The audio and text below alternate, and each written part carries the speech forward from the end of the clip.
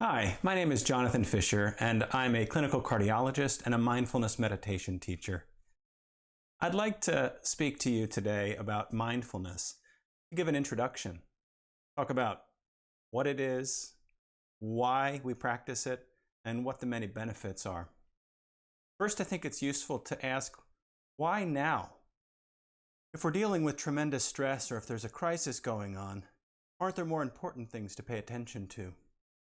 Well, it turns out that with all the stress going on, we often can make things worse on ourselves by reactive thinking, by acting in ways that maybe we wouldn't be so proud of due to the stress that's on us.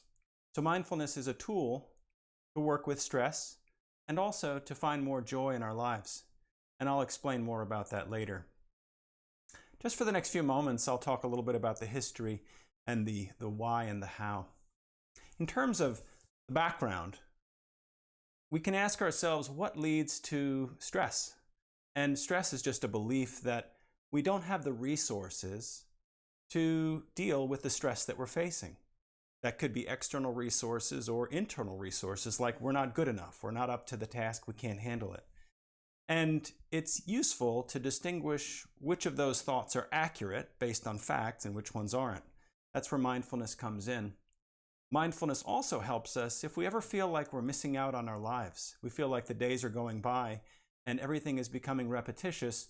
It really helps us slow down and pause and appreciate what's right in front of us with gratitude. So what is mindfulness? There are many ways to define it. I like the definition that it's really paying attention on purpose to the present moment without judging it. Another way of saying it is awareness of everything that's happening, both inside you and around you, with full acceptance of what's happening rather than trying to push it away, which creates more stress. So understanding what mindfulness is, we can talk about the history of it. It goes back almost 3,000 years. Originally, it was taught in the Buddhist tradition. And in the 1970s in the United States, a scientist, microbiologist named John Kabat-Zinn discovered that by practicing this simple mental training technique, he was able to help patients from the University of Massachusetts who suffered from chronic pain, where the doctors couldn't help them anymore. He was able to help them reduce their suffering, reduce their pain, and subsequently reduce anxiety and depression. And in case you're wondering whether this is something that's just a hot topic right now, there are several thousand research papers in reputable journals exactly looking at the technique that he introduced back then. And there are different ways to teach it. We can go over a 1 or 2 minute practice that we'll do in another session, or you could spend an 8-week program, or you could spend an entire lifetime just practicing mindfulness and another practice that goes with it, which is compassion. What I find most convincing about the research data are MRI studies of people who practice meditating, whether it's for a couple of weeks or longer.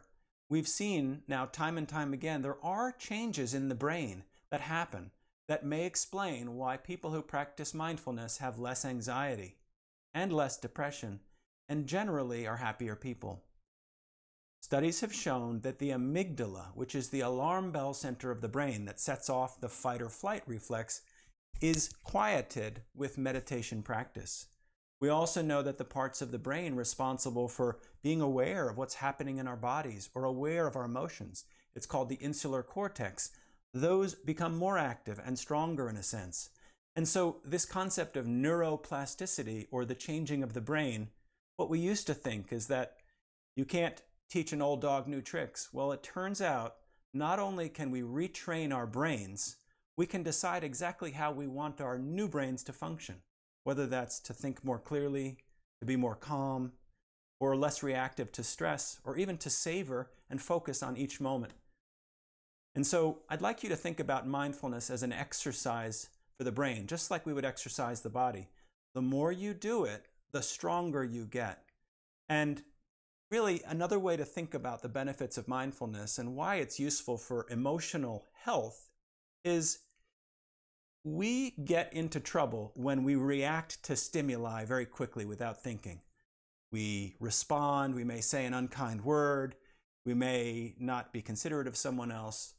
And so what mindfulness does is it allows us to pause, to collect ourselves, and to create a space in our mind between that incoming trigger and how we respond to it, which is really the source of every outcome in our life, is our next action. And I'll finish with a quote by an Austrian neurologist and psychiatrist who was also a Holocaust survivor, and his name was Viktor Frankl. And he said that between every stimulus and response to it, there is a space. And in that space lies our freedom to choose our response. And in our choice lies our growth and our freedom.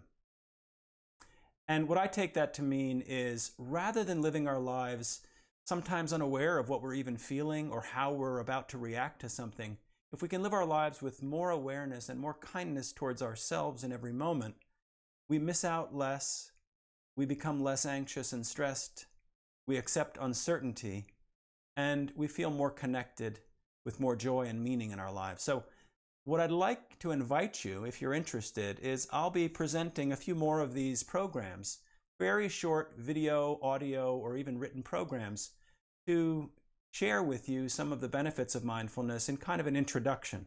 Whether you've done it 1,000 times or have never done these practices before, hopefully there'll be something for you. I look forward to you joining me, and take care.